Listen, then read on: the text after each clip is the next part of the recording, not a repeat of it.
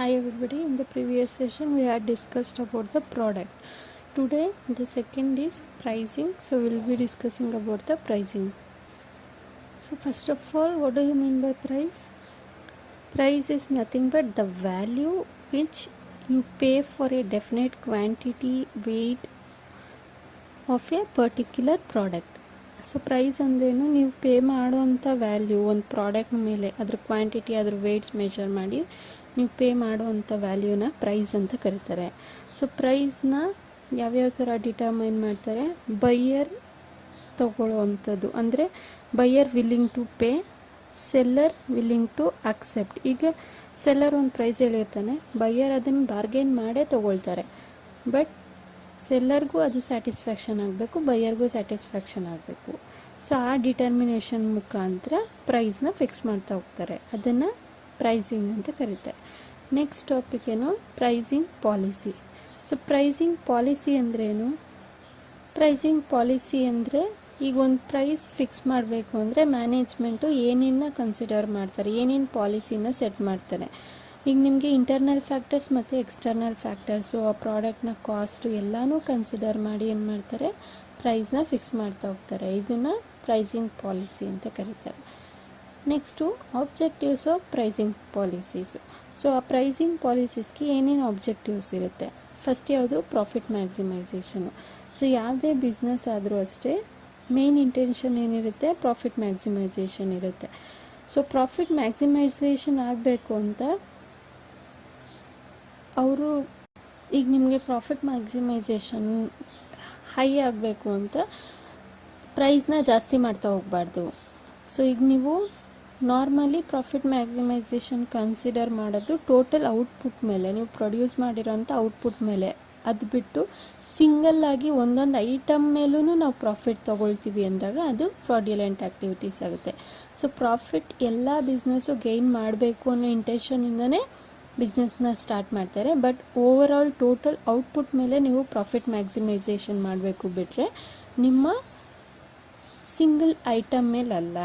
So next price ಸ್ಟೆಬಿಲೈಸೇಷನು.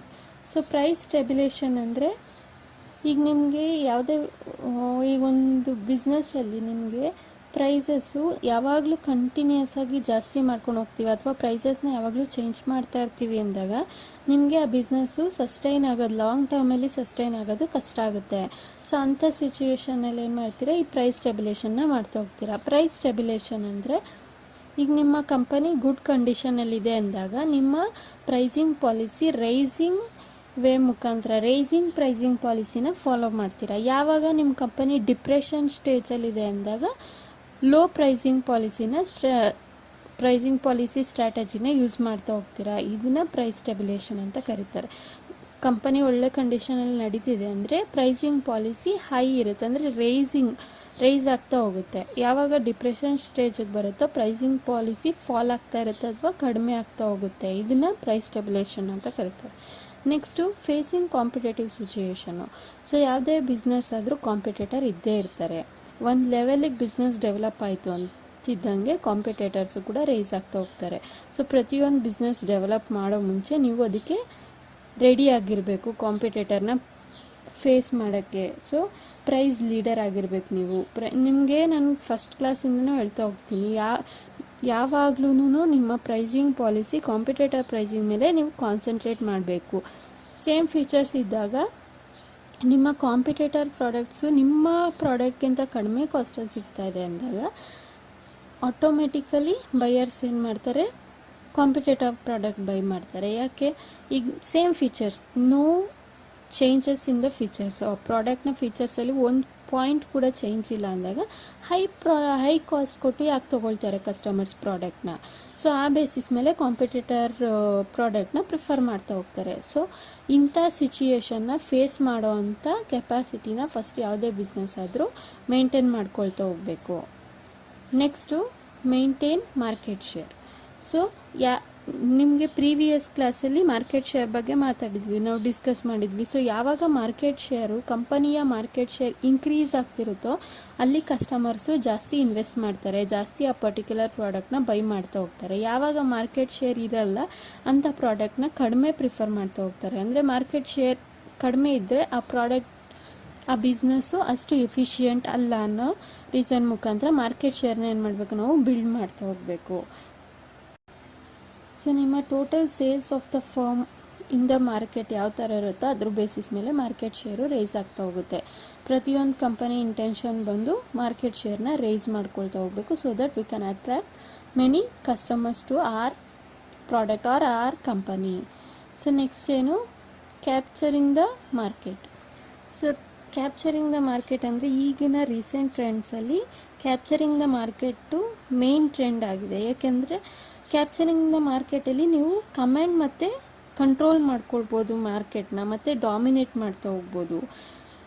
ಈ ಗೋಲ್ನ achieve ಮಾಡೋಕ್ಕೋಸ್ಕರ ಕಂಪನಿಯವರು ಲೋವರ್ ಪ್ರೈಸಲ್ಲೂ ಕೂಡ ಪ್ರಾಡಕ್ಟ್ನ ಸೇಲ್ ಮಾಡ್ತಾ ಹೋಗ್ತಾರೆ ಲಾಂಗ್ ರನ್ನಲ್ಲಿ. ಇನ್ನೂ ಸಿಚುಯೇಷನ್ಸಲ್ಲಿ ಶಾರ್ಟ್ ರನ್ ಬಿಸ್ನೆಸ್ಸಲ್ಲಿ ಲಾಸ್ ಮಾಡಿಕೊಂಡು ಕೂಡ ಪ್ರಾಡಕ್ಟ್ನ ಸೇಲ್ ಮಾಡೋವಂಥ ಕಂಡೀಷನ್ಸು ಕೂಡ ಈ ಕ್ಯಾಪ್ಚರಿಂಗ್ ಮಾರ್ಕೆಟಲ್ಲಿ ಅವೈಲಬಲ್ ಆಗ್ತಾ ಹೋಗುತ್ತೆ. ಸೊ ಇಂಥ ಲಾಸ್ ಮಾಡಿಕೊಂಡು ರನ್ ಮಾಡೋವಂಥ short term business mainly market ಸೆನ್ಸಿಟಿವಿಟಿನಲ್ಲಿ ನೋಡ್ತಾ ಹೋಗ್ತೀವಿ. ನೆಕ್ಸ್ಟ್ ಟಾಪಿಕ್ ಮಾರ್ಕೆಟ್ ಸೆನ್ಸಿಟಿವಿಟಿಯಲ್ಲಿ ಈ ಥರ ಟೈಪ್ ಆಫ್ ಬಿಸ್ನೆಸಸ್ನ ನೋಡ್ತಾ ಹೋಗ್ತೀವಿ ನಾವು. Next entry into new market. So next entry into the new market ಅಂದರೆ ಈಗ ಎಲ್ಲರೂ ಜಾಸ್ತಿ ಕಾನ್ಸಂಟ್ರೇಟ್ ಮಾಡೋದು ಗ್ರೋತು, ಮಾರ್ಕೆಟ್ ಶೇರ್ ಎಕ್ಸ್ಪ್ಯಾನ್ಷನ್ನು, ಡೈವರ್ಸಿಫಿಕೇಷನ್ ಮೇಲೆ ಕಾನ್ಸಂಟ್ರೇಟ್ ಮಾಡ್ತಾ ಹೋಗ್ತಾರೆ. Apart from this activities special attempt ಅಂದರೆ entry into new market. So entry into new market ಅಂದರೆ ಈಗ ನಿಮ್ಮ ಪ್ರೈಸು ನಿಮ್ಮ ಫರ್ಮಿಂದ ಸೆಟ್ ಮಾಡುವಂಥ ಪ್ರೈಸು ಬೈಯರ್ಸ್ಗೆ ಎಷ್ಟು ಅಟ್ರಾಕ್ಟಿವ್ ಆಗಿರುತ್ತೆ, ಸೊ ದಟ್ ಅವರು ಬೇರೆ ಮಾರ್ಕೆಟ್ನ ಬಿಟ್ಟು ನಿಮ್ಮ ಪ್ರಾಡಕ್ಟ್ ಇರೋವಂಥ ಮಾರ್ಕೆಟಿಗೆ ಸ್ವಿಚ್ ಆನ್ ಆಗ್ತಾರೆ. ಅಂದರೆ ಬೇರೆ ಪ್ರಾಡಕ್ಟ್ನ ಬಿಟ್ಟು ನಿಮ್ಮ ಪ್ರಾಡಕ್ಟ್ನ ಬೈ ಮಾಡಬೇಕು ಅನ್ನೋ ರೀತಿ ನಿಮ್ಮ ಪ್ರೈಸಿಂಗ್ ಪಾಲಿಸಿನ ನೀವು ಸೆಟ್ ಮಾಡ್ತಾ ಹೋಗ್ತೀರಾ. ಇದನ್ನ ಎಂಟ್ರಿ ಇಂಟು ನ್ಯೂ ಮಾರ್ಕೆಟ್ ಅಂತ ಕರೀತಾರೆ. Next penetration of the market. So penetration of market ಅಂದರೆ ನಿಮ್ಮ ಪ್ರೈಸಿಂಗ್ ಪಾಲಿಸಿ ಯಾವ ಥರ ಡಿಸೈನ್ ಮಾಡಿರ್ತಾರೆ ಫರ್ಮಲ್ಲಿ ಅಂದರೆ ನಿಮ್ಮ ಮಿನಿಮಮ್ ಡಿಫಿಕಲ್ಟೀಸ್ನ ಯೂಸ್ ಮಾಡಿಕೊಂಡು ಮಾರ್ಕೆಟಲ್ಲಿ ಆದಷ್ಟು ಬೇಗ ಈ ಪ್ರಾಡಕ್ಟು ಕ್ವಿಕ್ಕಾಗಿ ರೀಚ್ ಆಗ್ತಾ ಹೋಗುತ್ತೆ. ಅದನ್ನು ಪೆನೆಟ್ರೇಷನ್ ಆಫ್ ಮಾರ್ಕೆಟಿಂಗ್ ಅಂತ ಕರೀತಾರೆ. Next achieving of target return. So achieving of target return ಅಂದರೆ ಏನು, ಸೊ ಟಾರ್ಗೆಟಿಂಗ್ ರಿಟರ್ನ್ ಪ್ರೈಸಿಂಗ್ ಯಾವ ಥರ ಫಾಲೋ ಮಾಡ್ತಾರೆ ಅಂದರೆ ಇದು predetermine target return on capital investment. ಅಂದರೆ ಈಗ ನಿಮ್ಮ ಸೆಟ್ ಟಾರ್ಗೆಟ್ ಏನಾಗಿರುತ್ತೆ, ಇಂಡಿವಿಜುವಲ್ ಫರ್ಮ್ ಆಗಿರೋದ್ರಿಂದ ಇಂಡಿವಿಜುವಲ್ ಫರ್ಮ್ ಪೊಸಿಷನ್ ಮೇಲಿರೋದ್ರಿಂದ ನಿಮ್ಮ ಪ್ರೈಸಿಂಗ್ ಪಾಲಿಸಿ ಯಾವ ಥರ ಇರುತ್ತೆ ಅಂದರೆ ಈಗ ನಿಮ್ಮ ಪ್ರೊಡಕ್ಷನ್ಗೆ ಎಷ್ಟು ಕಾಸ್ಟು, ಟಾರ್ಗೆಟ್ ಎಷ್ಟಿತ್ತು, ನಿಮ್ಮ ಪ್ರೊಡಕ್ಷನ್ ಕಾಸ್ಟ್ ಎಷ್ಟು, ಸೇಲ್ಸ್ ಎಷ್ಟು ಮತ್ತು ನಿಮ್ಮ ಕ್ಯಾಪಿಟಲ್ ಇನ್ವೆಸ್ಟ್ಮೆಂಟ್ ಎಷ್ಟು, ಈ ಮೂರು ಮೆಥಡ್ನು ಫಾಲೋ ಮಾಡಿಕೊಂಡು ಪ್ರೈಸಿಂಗ್ ಪಾಲಿಸಿನ ಫಿಕ್ಸ್ ಮಾಡ್ತಾ ಹೋಗ್ತಾರೆ. ಅದನ್ನು ಅಚೀವಿಂಗ್ ಆಫ್ ಟಾರ್ಗೆಟ್ ರಿಟರ್ನ್ ಅಂತಾರೆ. ನೆಕ್ಸ್ಟ್ ಎಬಿಲಿಟಿ ಟು ಪೇ ಅಂದಾಗ, ಸೊ ಎಬಿಲಿಟಿ ಟು ಪೇ ಅಂದರೆ ಇಲ್ಲಿ ಪ್ರೈಸಿಂಗ್ ಡಿಸಿಷನ್ ಯಾವ ಥರ ಇರುತ್ತೆ ಅಂದರೆ ಕಸ್ಟಮರ್ ಬೇಸಿಸ್ ಮೇಲೆ ಇರುತ್ತೆ. ಈ ಕಸ್ಟಮರು ಎಷ್ಟು ಪ್ರೈಸ್ ಬಿಲ್ ಮಾಡ್ತಿರ್ತಾನೋ, ಈಗ ನಿಮಗೆ ಒಂದೇ ಕಂಪನಿಯಿಂದ ಡಿಫ್ರೆಂಟ್ ಟೈಪ್ಸ್ ಆಫ್ ಸರ್ವಿಸಸ್ನ ಪ್ರೊವೈಡ್ ಮಾಡ್ತಾ ಇರ್ತಾರೆ. ಸೊ ದಟ್ ಈಗ ಮಿಡಲ್ ಕ್ಲಾಸ್ ಪೀಪಲ್ ತುಂಬ ಅಫೋರ್ಡ್ ಮಾಡೋಕ್ಕಾಗಲ್ಲ ಮನಿ, ಸೊ ಅವ್ರಿಗೆ ಅಫೋರ್ಡ್ ಮಾಡೋ ಅಂಥ ಸರ್ವಿಸಸ್ನ ಪ್ರೊವೈಡ್ ಮಾಡ್ತೀರಾ. ಈಗ ಹೈ ಕ್ಲಾಸ್ ಪೀಪಲ್ ಜಾಸ್ತಿ ಮನಿನ ಅಫೋರ್ಡ್ ಮಾಡಿ ತೊಗೊಳ್ಬಹುದು. ಸೊ ಅವ್ರಿಗೇನು ಮಾಡ್ತೀರಾ, ಸರ್ವಿಸಸ್ಸು ಅವರವರ ಅಫೋರ್ಡಬಲ್ ರೀತಿಗೆ ತಕ್ಕಂತೆ ನಿಮ್ಮ ಸರ್ವಿಸಸ್ಸು ಮತ್ತು ಪ್ರಾಡಕ್ಟ್ನ ಡಿಫರ್ ಮಾಡ್ತಾ ಹೋಗ್ತೀರಾ. ಅದನ್ನು ಎಬಿಲಿಟಿ ಟು ಪೇ ಅಂತ ಕರಿತಾರೆ. ನೆಕ್ಸ್ಟ್ ಟಾಪಿಕ್ ಬಂದು influencing factor for retail pricing. So ಯಾವ್ಯಾವ ಫ್ಯಾಕ್ಟರ್ಸು ರಿಟೇಲ್ ಪ್ರೈಸಿಂಗ್ಗೆ ಇನ್ಫ್ಲೂಯೆನ್ಸ್ ಮಾಡ್ತಾ ಹೋಗುತ್ತೆ. ಪ್ರೀವಿಯಸ್ಲಿ ಕೂಡ ನೀವು ಇದು ಕಲ್ತಿದ್ರಿ, ಇಂಟರ್ನಲ್ ಫ್ಯಾಕ್ಟರ್ಸ್ ಮತ್ತು ಎಕ್ಸ್ಟರ್ನಲ್ ಫ್ಯಾಕ್ಟರ್ಸು. ಇಂಟರ್ನಲ್ ಫ್ಯಾಕ್ಟರ್ಸ್ನ ನೀವು ಕಂಟ್ರೋಲ್ ಮಾಡ್ಬೋದು, ಎಕ್ಸ್ಟರ್ನಲ್ ಫ್ಯಾಕ್ಟರ್ಸ್ನ ಕಂಪನಿ ಕಂಟ್ರೋಲ್ ಮಾಡೋಕ್ಕಾಗಲ್ಲ. ಸೊ ಯಾವ್ಯಾವ ಎಕ್ಸ್ಟರ್ನಲ್ ಫ್ಯಾಕ್ಟರ್ಸು, ಫಸ್ಟ್ ಬಂದು demand, supply and their determinants. So demands ನೀವು ಇದನ್ನು ಎಕನಾಮಿಕ್ಸಲ್ಲೂ ಕಲ್ತಿದ್ರಿ.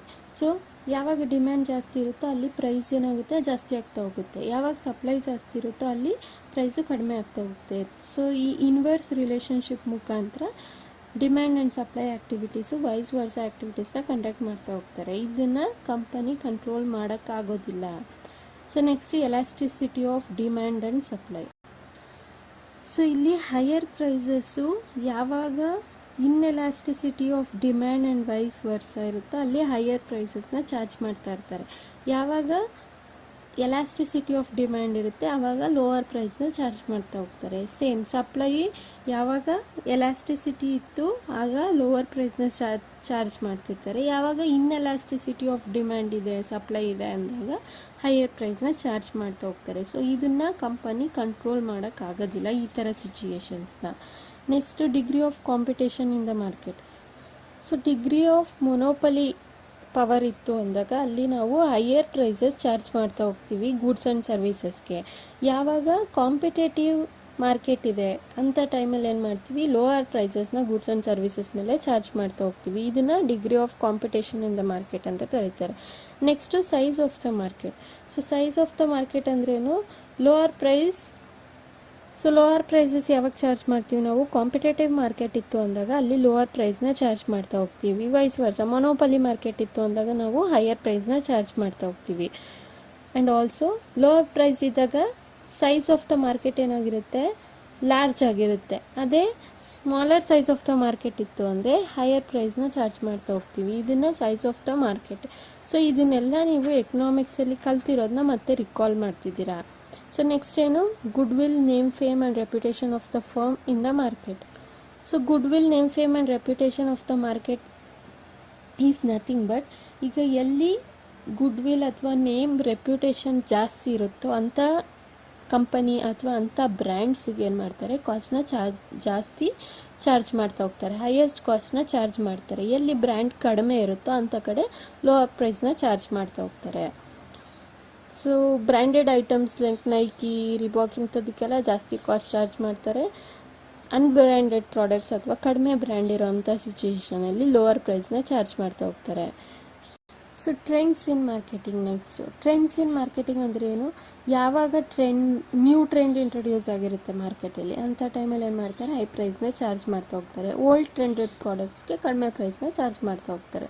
ಸೊ ಈ ಟ್ರೆಂಡು ಕೂಡ ಕಂಪನಿ ಮೇಲೆ ಡಿಪೆಂಡ್ ಆಗಿರಲ್ಲ. ಸೊ ಟ್ರೆಂಡ್ ಯಾವಾಗ ಬೇಕಾದರೂ ಚೇಂಜ್ ಆಗ್ಬೋದು, ಇದು ಕಂಪನಿಗೆ ಎಕ್ಸ್ಟರ್ನಲ್ ಫ್ಯಾಕ್ಟರ್ ಆಗಿರುತ್ತೆ. So next purchasing power of buyer. So purchasing power of buyer ಅಂದ್ರೇನು, ಯಾವಾಗ ಕಸ್ಟಮರ್ಗೆ, ಈಗ ಕಸ್ಟಮರ್ ಹೈ ಕ್ಲಾಸ್ ಪೀಪಲ್ ಆಗಿದ್ದಾರೆ ಅಂದರೆ ಹೈ ಅಫೋರ್ಡಬಲ್ ಪ್ರೈಸಸ್ ಇರುತ್ತೆ.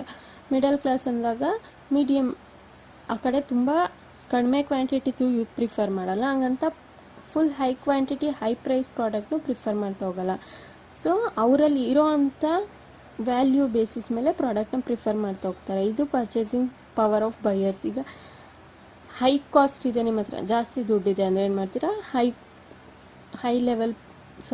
ಕ್ಲಾಸ್ ಪ್ರಾಡಕ್ಟ್ಸ್ನ ಪ್ರಿಫರ್ ಮಾಡ್ತಾ ಹೋಗ್ತೀರಾ, ಕ್ವಾಲಿಟಿ ಜಾಸ್ತಿ ಇರೋವಂಥ ಪ್ರಾಡಕ್ಟ್ಸ್ನ. ಸೊ ಆಯಾ ಪರ್ಚೇಸಿಂಗ್ ಪವರ್, ಬೈಯರ್ಸ್ದು ಪರ್ಚೇಸಿಂಗ್ ಪವರ್ ಮೇಲೆ ಡಿಪೆಂಡ್ ಆಗ್ತಾ ಹೋಗುತ್ತೆ.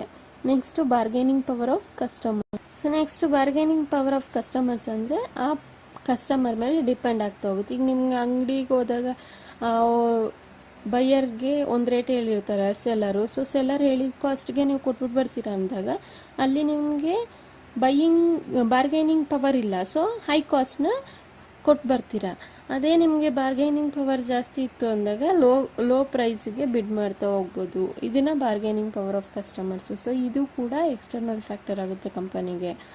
Next buying behaviour in respect of particular product. So buyer behaviour ಮೇಲೆ ಈ ಪರ್ಟಿಕ್ಯುಲರ್ ಪ್ರಿಫರೆನ್ಸಸ್ಸು ಡಿಫರ್ ಆಗ್ತಾ ಹೋಗುತ್ತೆ. ಈಗ ನೀವು ಯಾವುದೋ ಒಂದು ಪ್ರಾಡಕ್ಟ್ನ, ಈಗ ಬೈಯರ್ ಪ್ರಿಫರೆನ್ಸಸ್ ಏನಿರುತ್ತೆ ಆ ಪರ್ಟಿಕ್ಯುಲರ್ ಪ್ರಾಡಕ್ಟ್ ಮೇಲೆ, ಅವ್ರ ಡಿಸೈರು ಮತ್ತು ಅವರ ಪ್ರಿಫರೆನ್ಸು. ಈಗ ಒಂದು ಪ್ರಾಡಕ್ಟ್ನ ಅವ್ರು ಪ್ರಿಫರ್ ಮಾಡ್ತಾ ಇರ್ತಾರೆ. ಸೊ ನೀವೇನೇ ಬೇರೆ ರೀಸನ್ಸ್ ಕೊಟ್ಟರು ಕೂಡ ಅವ್ರು ಅದೇ ಪ್ರಾಡಕ್ಟ್ನೇ ಪ್ರಿಫರ್ ಮಾಡ್ತಾರೆ, ಅದೇ ಪ್ರಾಡಕ್ಟೇ ಬೇಕು ಅಂತಾರೆ. ಸೊ ಅಂಥ ಟೈಮಲ್ಲಿ ನೀವು ಕಾಸ್ಟ್ನ ಜಾಸ್ತಿ ಹೇಳಿದ್ರು ಕೂಡ ಅವರು ಬೈ ಮಾಡುವಂಥ ಕಂಡೀಷನಲ್ಲಿ ಇರ್ತಾರೆ. ಯಾವಾಗ ಅವ್ರಿಗೆ ಕಂಪ್ಲೀಟ್ ಡಿಸೈರ್ ಇರಲ್ಲ, ಒಂದು ಪ್ರಿಫರೆನ್ಸಸ್ ಇರಲ್ಲ, ಅಂಥ ಟೈಮಲ್ಲಿ ಲೋ ಪ್ರೈಸ್ನ ಬಿಡ್ ಮಾಡ್ತಾ ಹೋಗ್ಬೋದು. Next availability of substitute and compliments. So substitute and compliments ಅಂದರೆ, ಈಗ ಒಂದು ಪ್ರಾಡಕ್ಟ್ದು ಕಾಸ್ಟು ಜಾಸ್ತಿ ಆಗಿದೆ ಅಂದ್ಕೊಳ್ಳಿ. ಸೊ ನಿಮಗೆ ಅದಕ್ಕೆ ಬದಲಾಗಿ ಇನ್ನೊಂದು ಸಬ್ಸ್ಟಿಟ್ಯೂಟ್ ತೊಗೊಳ್ಬೋದು. ಸೊ ಅಂಥ ಸಿಚುಯೇಷನ್ಸಲ್ಲಿ ಲೋ ಪ್ರೈಸ್ನ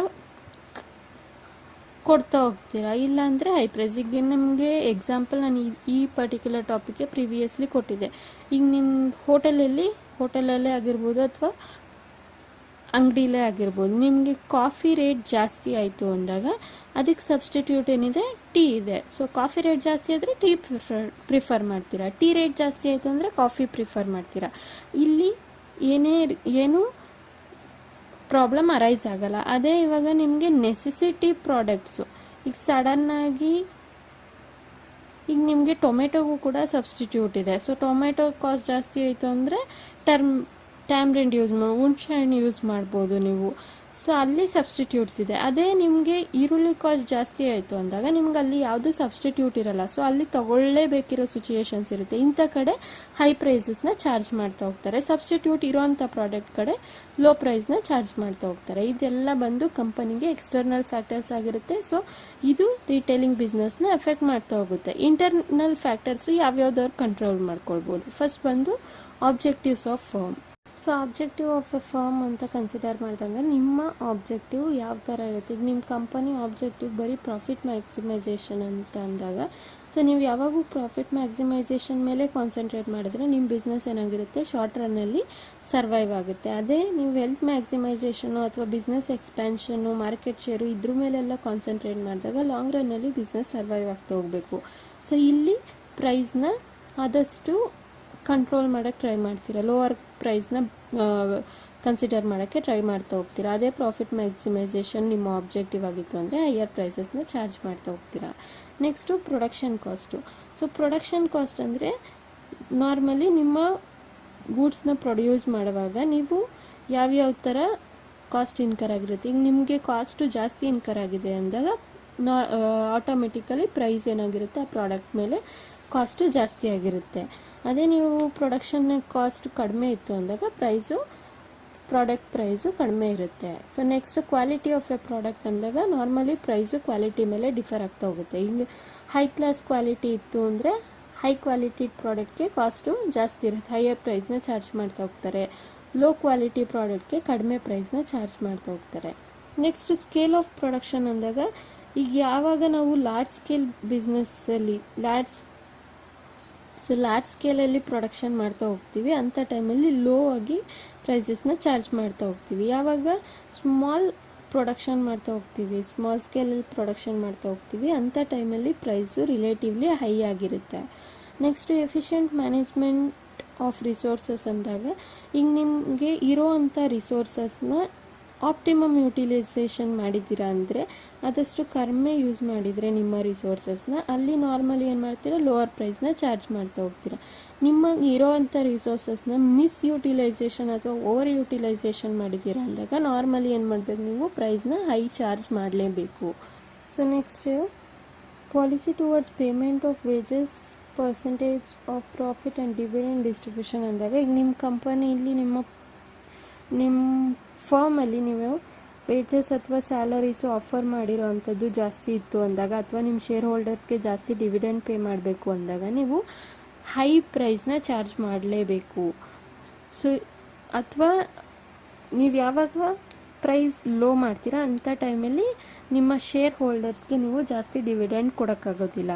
ಸೊ ಇದು ಕಂಪನಿ ಕಂಟ್ರೋಲ್ ಮಾಡ್ಕೊಳ್ಬೋದು. ಈಗ ಅವ್ರ ಪ್ರಾಡಕ್ಟ್ ಜಾಸ್ತಿ ಸೇಲ್ ಆಗ್ತಿಲ್ಲ ಅಂದಾಗ ಅವರು ಪ್ರೈಸ್ನ ಲೋ ಮಾಡಲೇಬೇಕು. ಅಂಥ ಟೈಮಲ್ಲಿ ಡಿವಿಡೆಂಡ್ಸ್ನ ಕಡಿಮೆ ಕೊಡ್ತಾರೆ ಮತ್ತು ವರ್ಕರ್ಸ್ಗೆ ಸ್ಯಾಲ್ರಿ ಕೂಡ ಕಡಿಮೆ ಕೊಡ್ತಾ ಹೋಗ್ತಾರೆ.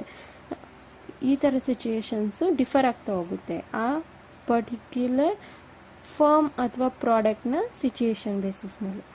Next advertisement and sales promotion policy. Advertisement sales promotion policy ಹೆಂಗೆ ನಿಮಗೆ ಇಂಟರ್ನಲ್ ಫ್ಯಾಕ್ಟರ್ಗೆ ಡಿಪೆಂಡ್ ಆಗುತ್ತೆ ಅಂದಾಗ, ಈಗ ನಿಮ್ಮ ಕಂಪನಿ ಜಾಸ್ತಿ ಪಬ್ಲಿಸಿಟಿ, ಅಡ್ವರ್ಟೈಸ್ಮೆಂಟು, ಈಗ ಕಸ್ಟಮರ್ಗೆ ಜಾಸ್ತಿ ಆಫರಿಂಗ್ಸ್ ಅಥವಾ ಗಿಫ್ಟ್ಸ್, ಡಿಸ್ಕೌಂಟ್ ಈ ಥರದ್ದೆಲ್ಲ ಕೊಡ್ತಿದ್ದಾರೆ ಅಂದಾಗ ಅಲ್ಲಿ ನೀವು ಆಟೋಮೆಟಿಕಲಿ ಹೈ ಪ್ರೈಸ್ನ ಚಾರ್ಜ್ ಮಾಡ್ತಾ ಹೋಗಬೇಕು.